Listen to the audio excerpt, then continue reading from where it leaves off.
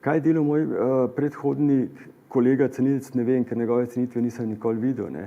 Jaz sem se ravnal po parametrih, ki so za cenitev take slike primerni, se pravi tehnika, dimenzija, vse podrobnosti, in glede na to, da to je likovno delo, slika iz 17. stoletja, se pravi zrela baročna slika, ki je kolikor toliko je kvalitetna. Ampak po drugi strani pa, če pogledamo zadnjo stran, je bila dublirana oziroma restaurirana na način, ki se današnji več ne izvaja, se pravi zalita s preveč voska.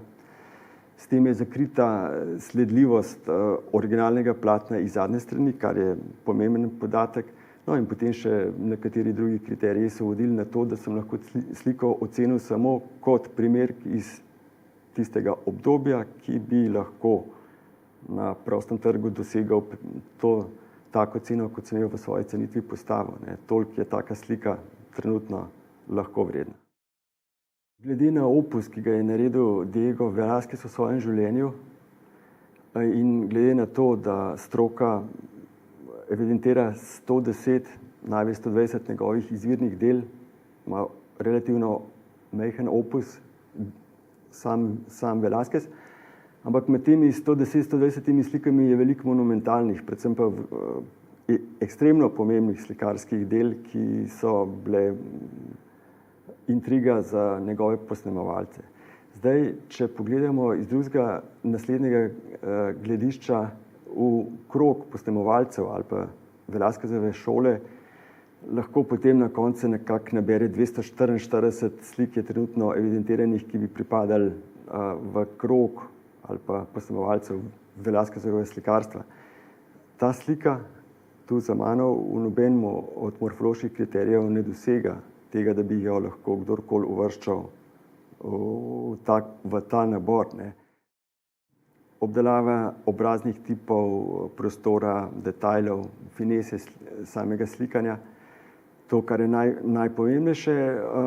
V drugem, ki je pa spet na nivoju osnovnega znanja umetnostne zgodovine, Diego Velázquez v svojem življenju ni naslikal motiva skušnjave svetega Tomaža, je sicer naslikal dve apoteozi Tomaža Akvinskega, ne, ni pa slikal novozaveznega prizora, ki je tu za nami. Ta podpis je poizkus približka Velázquezovemu podpisu, ki ga je nekdo verjetno v preteklem stoletju vgraviral v zgornji levi kot slike in potem prelakiral, ne. To je v osnovni forenzični raziskavi, ki je opravila Narodna galerija v Ljubljani, bilo dokazano, ne. Tako da ta podpis je v bistvu bil poizkus prevare ali pa zavajanja. Nenavadna je slovenska praksa, da skozi stečajni postopek artikle vrača na tržišče, ne, da bi nekako poskušali napolniti tisto, kar manjka v stečajni masi.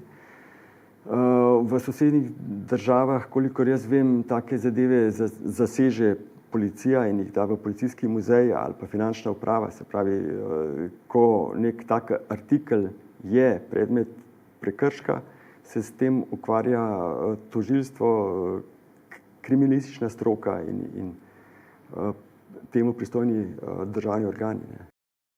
Med temi novimi bogataši se najde kdo, ki ima strast do kolekcionarstva, ne.